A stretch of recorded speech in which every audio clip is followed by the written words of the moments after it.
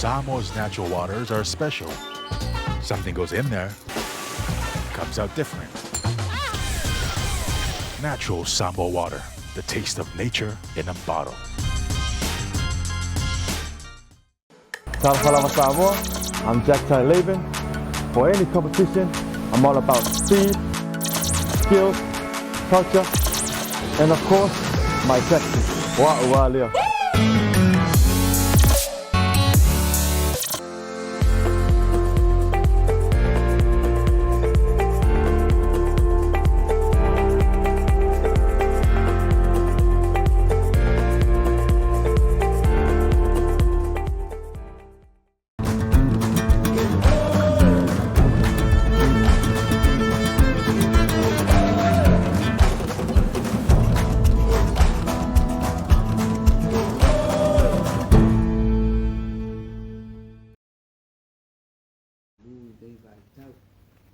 Ai le mabai le tuina atu o le ingo le tua ona o lana kausina alofa mo Samoa. O le whaawawina o ngā luenga ma whaaiunga le kapinita i le nā vai aso o tuanai ma le nei vai aso. O le ala lea o le whairoa inga ma le autostala e whaairoa atu ai le atunuu le ia matauki. I tūlanga tau i le soifua maloloina. Ua sila fia e mamalu o le atunuu. Le anganga o le whaaiunga le kapineta ina ia maloloa onga amata onga tūlanga lua. Ma polisi li nei vai aso. E peifo i ona tātou iai le lua tau sangata luai. E puinga o le poviti. O le itu ai ngā whaamai nei e whaitete na tā ona o vairusi. E le vaia ai i o tātou mata. Ai te avea e le matangi. Lea ia i nei le fulu, influenza B, ua pepesi i le atunuu. Ai tele ina fia ai o tātou whanawiti. E peila ona taimua ai le mta ngā luenga o le soifua maloloina, ma le mta ngā luenga o aonga i le leifuafuanga. O le anganga ina ia fisosoani le malolo a aonga, ale whanawi nei vai aso. E tau whaititi ai le pepesi o le fulu. Ai mai se le whaatupula i o whanawiti e tau fia i o tātou whalemai. O loo una ia fo i ngā luenga e le tātou mta ngā luenga o soifua maloloina i le whaawawina o le whai o tui pui pui. Mō le misela, mō le whanau e pei o na toe alia i mai ai le pesi o tātou atu mutu tua oi. E whapea fo i isi o tātou tui pui pui. Mo le fatafata vai vai, o le ate fete, ngase o le pili, o manawa tita, ia, o le ona o le tino, o le lipi, tale pilini, nimonia ma le fiva fai ai, atoa ma le pui puinga o le kānesa o le to alfa nau i tinana tamaitai. O loo tūlanga le lei, le whaasolonga o a tātou tui pui pui. O le tui pui pui mua mua o le misela mo whanau ua atoa le ipa masina le matutua. Ua tātou ausia le valasipulua pasene ai o loo mo omia o na turi roa pea le si itia o a tātou pasene. E whapea fo'i le tui pui pui lo na lua o le misela mo le whanau iti. Ua atoa le 15 masina le matutua. O loo moomia o na si'itia ia pasene ia. Mai e tālasanga ina e pea mātua ai mai se lava i tina. Ma le fisosoani mai a komiti a tina. Sui o nuu ma sui ta mai tai. Ina ia una ia whaatasi le whaia o tui pui pui o a tātou whanau. O loo mai tawina pea le whaatupula ia o ngase. E tālasanga mai le malo mo le awina i whafo mo tonu fitina. O le vai aso na te ai se fulu tolu ngase na whaama awina atu i Niusida mo tonu fitina. A o ngase na ufuanga ua soifua ai le tātou atunu. Ua tau wawai ina le makawhai o na tau fiofi le aafia o tātou tangata pipisi o non-communicable disease. Awa o itu ai ngā tau mafa o lo tātou tā mawhai, o lo tu sa no tea. O le whai o siaki whaafo mai, i taimi e te tawai, ato ai ma le whausia, e whaatupula ia pēa o ngase le pipisi.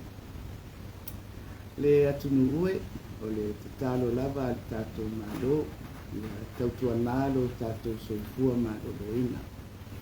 O le tala whaamamoi loto, o le tōtelo i lātou ua fia i ngase nei e awina i whafo e tala vou. O lono winga, a whai e whaawau pēa le nei tūlanga, e whai ngatale lumanai ma le whaawau wina o au nanga mō le atunu.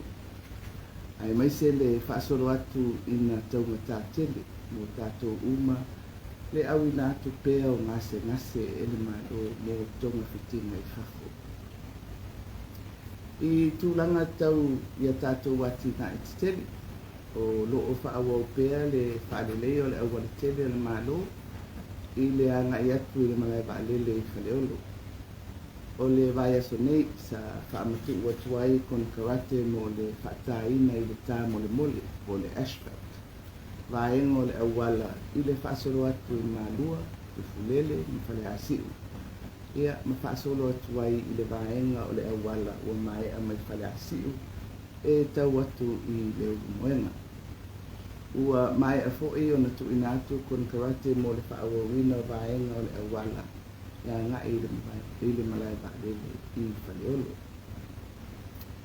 I tūlanga i le ati na e tau whaamaumaunga ma teknolosi. O le vai aso nei na wholosia ai i le laulo a whono a le kāpeneta le tūla whono tau whaofi.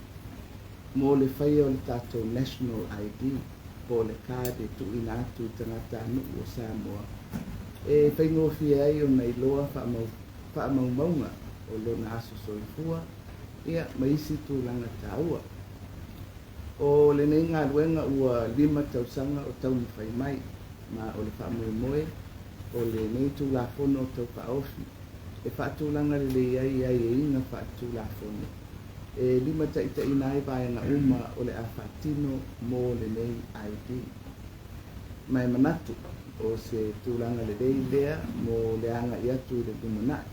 E mawhai ai o na maua whaamaumaunga o tangata uma, mai lava i le taimi whatoa soifua mai ai, ma whawhaingofi ai o na tāpā au nanga tau wharimai, au aonga, nisi, ma whaataua inga.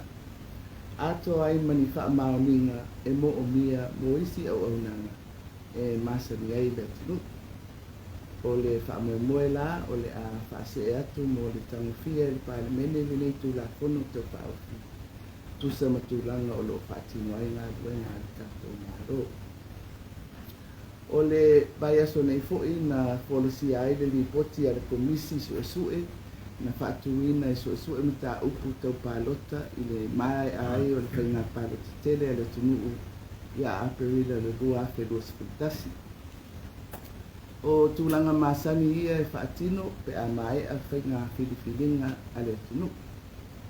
O se ngā duenga na maitawina i le kāpeneta le mai ai au na whaatino e tamali i mwhalitua na tōwhia i le nei komisi, whaatasi ai ma le whaasopolia o ala tō whelo inga ma soala upulenga ma le atunuu a mafio ana, ai maise i tū malo whaapalota. O loo ta oto i le nei ripoti whautuanga mo le anga i atu i le rumanai i vaenga ese o whainga pālota i le tunu. E tusa i maalam whaavae e whaatino ngā ruenga whapemei. O le atu ina atu i le pālemene mo le lau iwi ina o le nei ripoti. O le ua whaamautu por kalame whaiu mo le whaamanatuina o le tātou wono sifuru tausanga.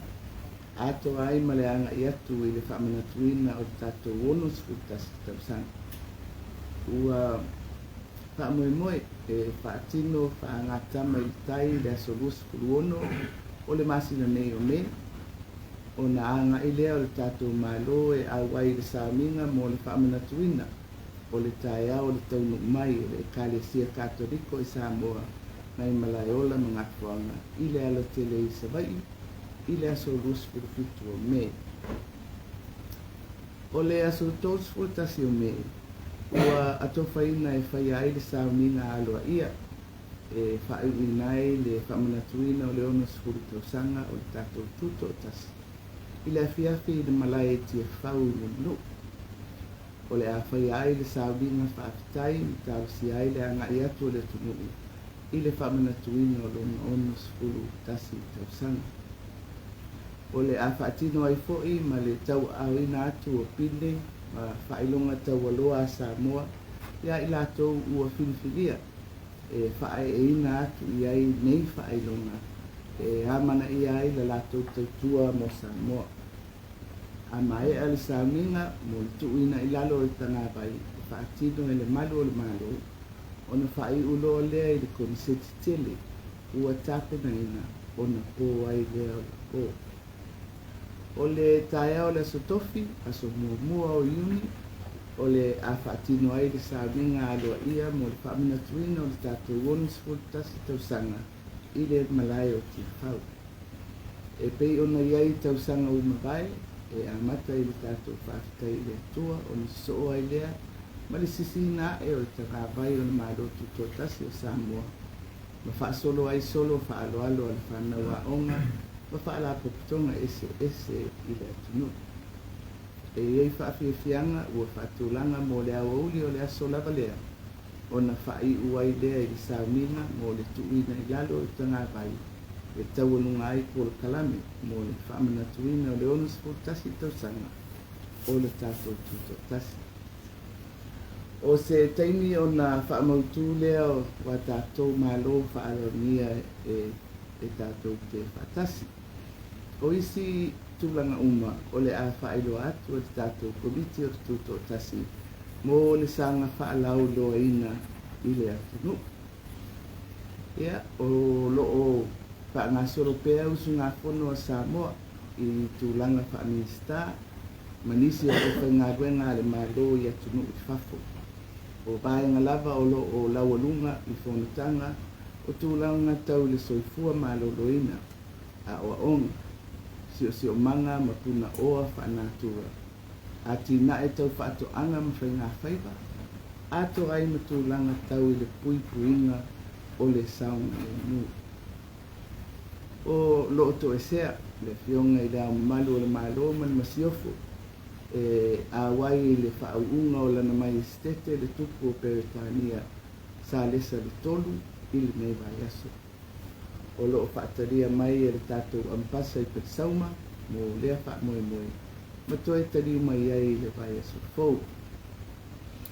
O vaenga titele ia, sa tangwhia le kāpeneta, ma whai iai unga i le vai aso. O le talo lava le tātou malo. Ia i o tātou ngā lue whaatasi pēr, o le ati ka e ina si o tātou e tunu. O ngā luenga uma o loo tau mawhai e le tātou malo e mafua o na tino ma le lei o na o le tātou nuti mea whaatasi. E alo i luma le sā o Samoa. Ia manuia lau tāpua ina Samoa, ia manutia pēr si o tātou o tunui. Ia au whaaulo i Yesu Kiriso. So fua mani manuia. Good afternoon. The focus of today's press conference is to provide a summary of Cabinet outcomes in the last 7 days. School closure for all early childhood centers, primary schools and colleges are a part of a nationwide preventative measure to curb the spread of the flu strain now prevalent in Samoa, particularly among the school's population, which resulted growing admissions to our hospitals. This has come as a recommendation to Cabinet from both the Ministries of Health and Education. The Ministry of Health continues to drive the extended program of immunization and encouraging the public, especially parents, to update and maintain the vaccination statuses of all children, given the re-emergence of diseases such as measles as apparent in neighboring American Samoa. We are also seeing a consistent increase in the number of patients requesting treatment overseas mainly for non-communicable diseases and complications.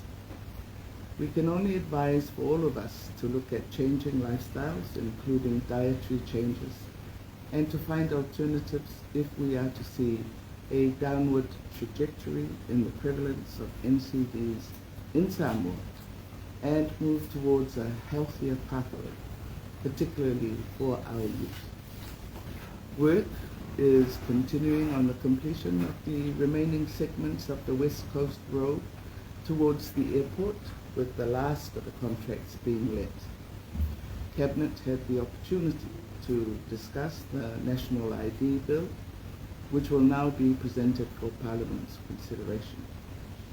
Although it has taken 5 years of planning and consultations, implementation is within sight once the legislative processes are completed. A report was tabled in Cabinet on the outcomes of the electoral review following the last general election. Parliament will now consider this report at its next sitting. The plan for the final events of the commemoration of 60 years of independence will include the Fautasi Regatta on the 26th of May, to be followed by the commemoration of the arrival of the Catholic Church in Lealatele Savai on May 27th. A Thanksgiving service will be held at Tiafau on the evening of May 31st to conclude the 60-year commemoration program.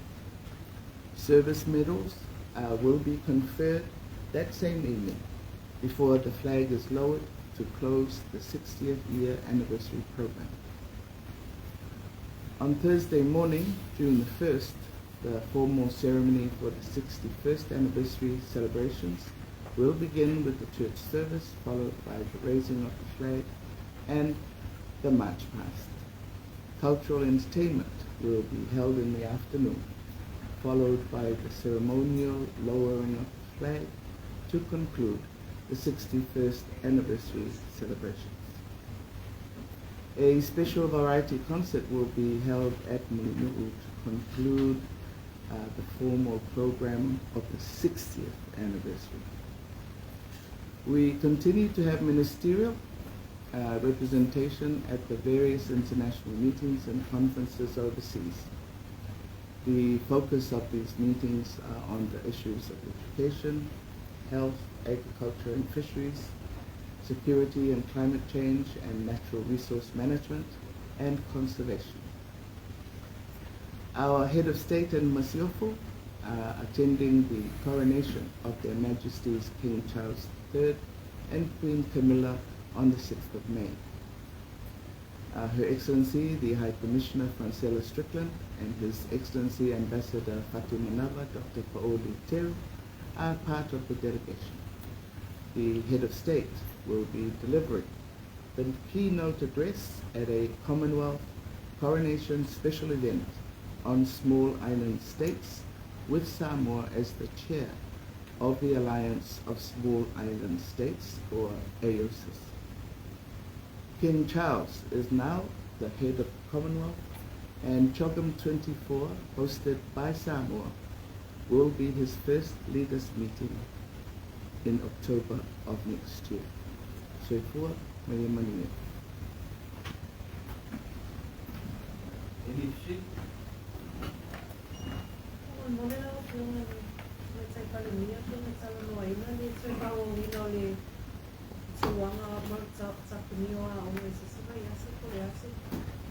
E ol fai unga lena fai ole vaiaso. Ya, si mata itu pole ala tu langa pe ese swing ole pe pesi ol fama. Apa pe o mai tawina o anga ila. Ni to e pa wole o. Yo penga mate watu ile balanga desa awai le ato Samoa e disio o vano ko ai no tanto pe mito le ko ato mata tala mai ko to amo busa mano tinero ke mai bista o malama ina tanto mai e fa mani wetu la mene fituaso Wale tōs kuaso ai moi arena patu ia le pepo hone o whakabongo o tōwi wako. E pe e whaupu hone a wha lo ia le whaupu mai e o manino le. Le mōre a mōre singe e lo te. Ia, si le fia koe e lau sunga tip. A whailoa whaupunga whaalo i o nono ina. O rairi mai a le reina mautu i le whai. O le anganga na whai o tatu. E taluno ai pēr i le tatu so a male. Po i le, o le whainga le i tatu.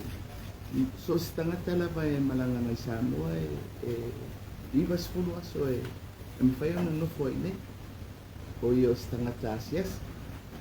Ia, o tatou visa la e whai mō tangata o mai e whainga duenga i a ponisi mako ang.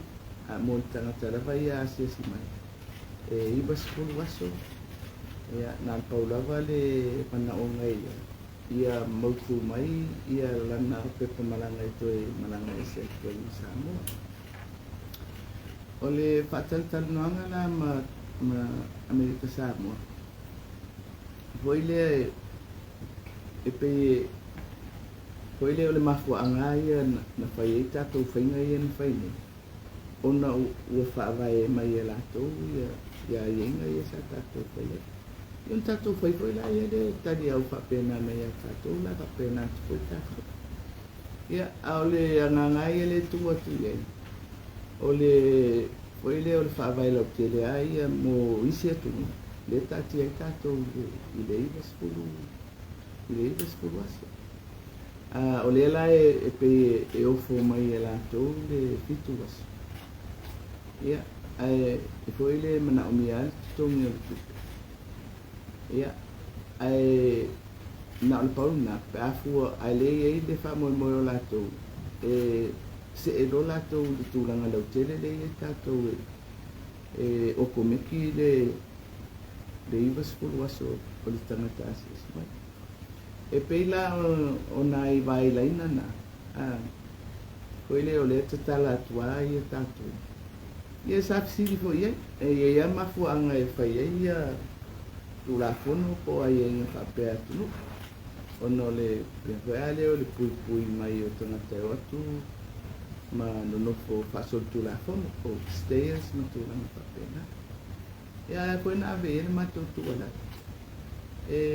foi ele tão na ver na tu la foi le a foi ele ai en foi le matuya po wan me ale le la tu systems. E tawana mawango fipo, e te foi se tulu o Amerika Samoa e tai pe fo tato. E mawango fie la vai la to lo fa pena na o me no fo ile fa sol tu la fo. Au te manatu se mata upu e fa sol so pe la von ma teu ma te fa le. Ai ile a ia ia fea le whainga o tātou malienga ia. E le whapea o le atatala atu e tātou le iwa sfuru aso. Ai mei e lātou na le fitu aso, ai ei fo i o nā iei. Ala e pere le tau toi fitu aso, le whaina malanga i fitu aso, le ara ia ingo fitu aso. Ia, o pe tau tu māma mai to ngā me fo i le wa e mo mia le pepa mai. O le li poti mai leo ia pera ko ni mai e fa matu ese ia name ia ai ole ala mana o mi ale tongi ole pe ko ile ai se tato me le ye mo le lau te lo tangata malanga ile ia sisi me su e na pawan me ia so pe malanga to malanga ese i te tono le i pasipulu. Manu le mawala pano terdo ya Amerika Samoa ma le whakaale ai. Lau manubia le na malanga mai. Ele teu sia ia ai ai no fuke. Ya lau sia tu lau tulang whaaminista ta kumitanga mo mai. Ole ana ni sa ato o telefoni ia tala sana. Papio le ba sa wa ni se fa. Le se fa tanang ia le voi sa mo mai le pilo ina au no le komsina le. Ape ia ile pe mita cruising permit dole. A ole le tau si o le tulang le ai ai no le pe. Tau na pe tatu ko ta. Poi documentation mas. Ia, ole talia nei le li pote mai lo fisa leo leo.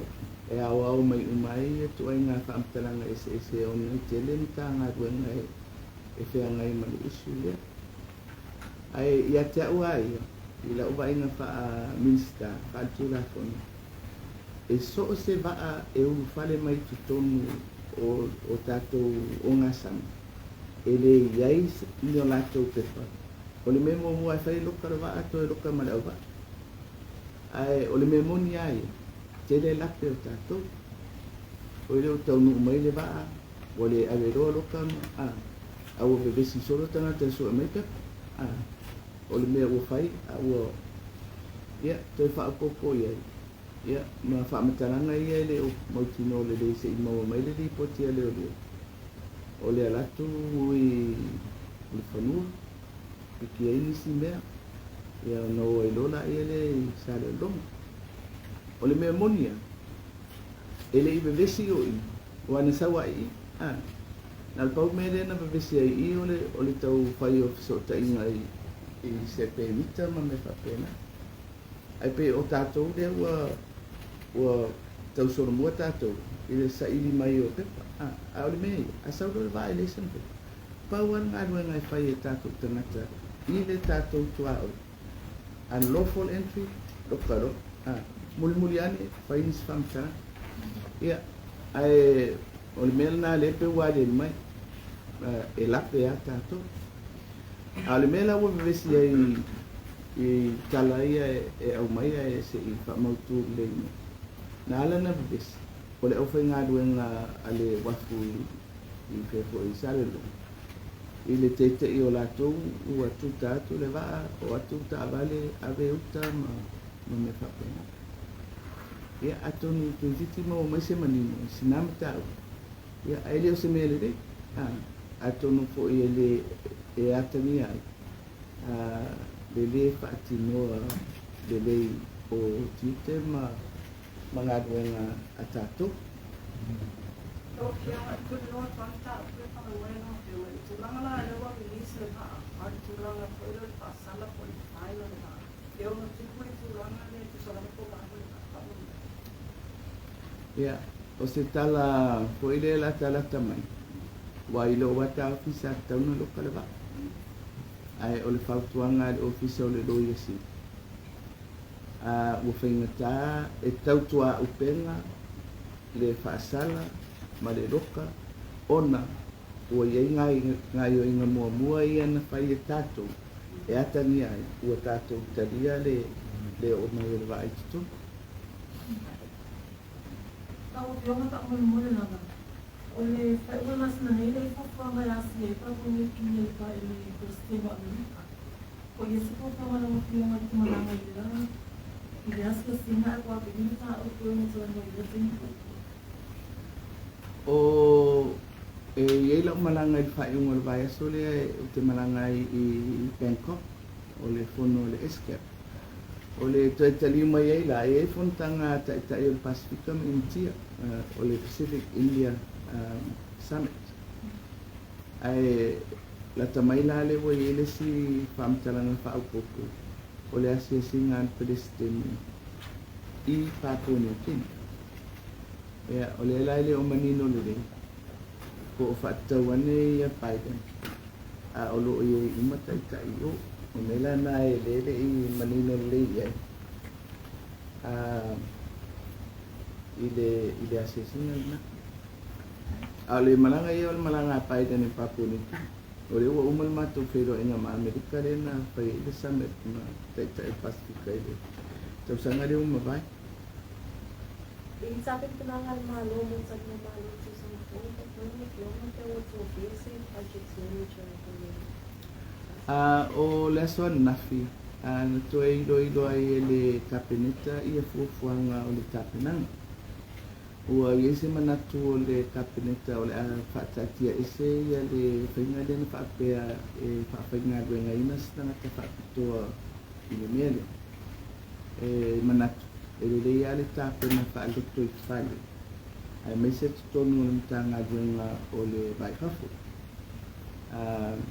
Ia, po sisi fo ia, sisi mtanga tanga.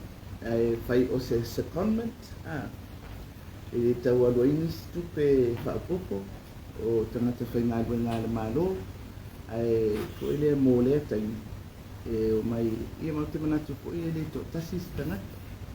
Fo ile tau ona i eise team e whapena ona whaatino inga o ngāgwe. Sa to e mai tau ina fo i le whainga lea na whai ai ka penanga o le sits. Sa tofi e tuare sui mai tutonu o nita ngāgwe o le vaiwhaka. E fo i le na te tu whatasia i a fuafuanga nita pena. Me lana le tati ai ne. Ai to e lafo atu i le nita ngāgwe o le Foreign Affairs. Ia alme fo i o le wa tati ai nei e komiti o tapenanga. O se mea foi la e tiro ia ia le komiti o tapenanga mo le patino ina loa o i latou e foi le oni tangata whaingaruenga tūpito mo le whamoimoia au mai lava i tutonu o mtangaruenga ni malo.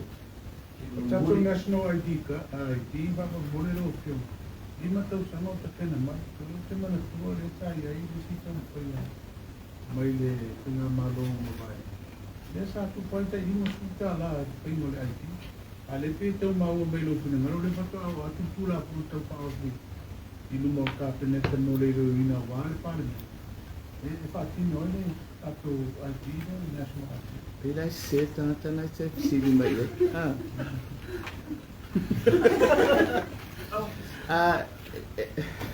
Ole mea ia manino.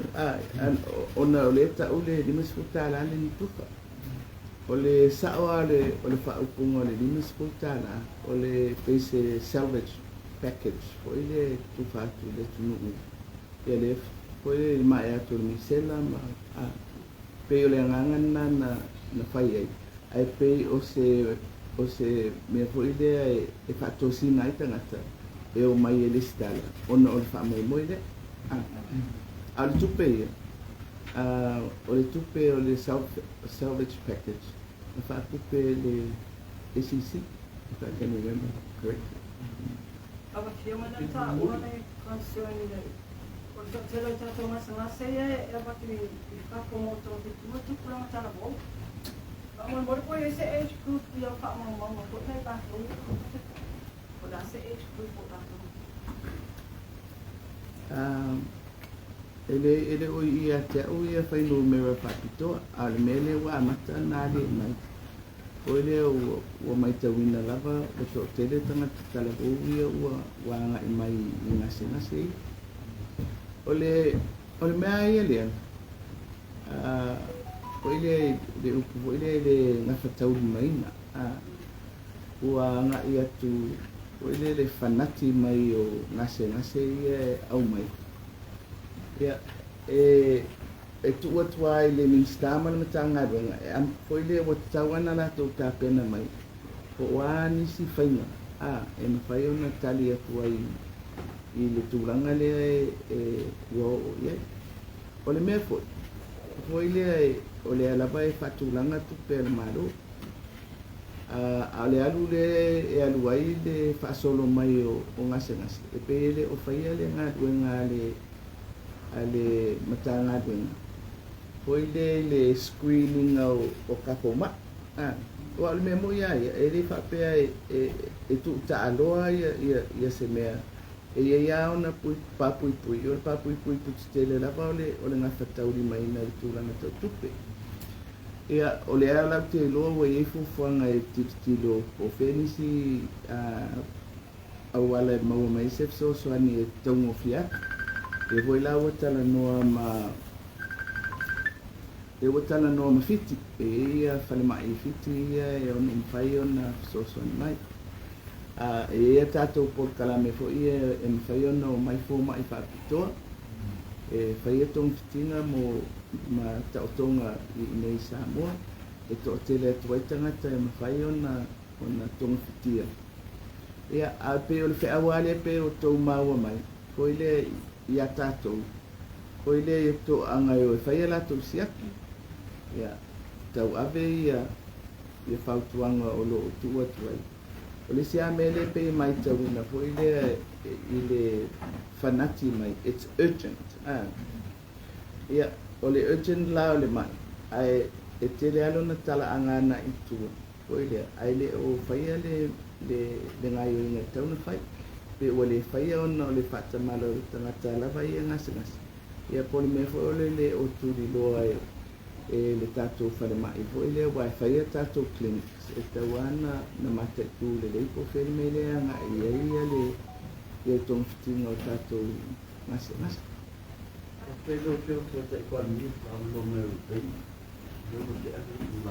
Ia, paftai tele lava.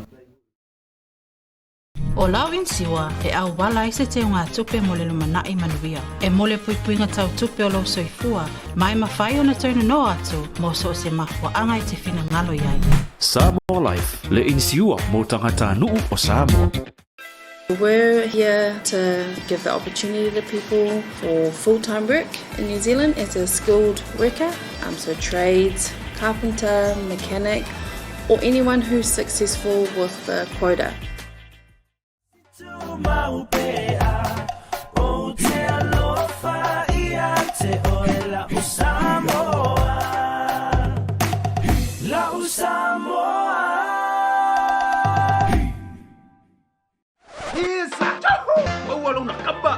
Vili magai le wa maua. Kopi manguele kapungia. Koperi rope maua ngai.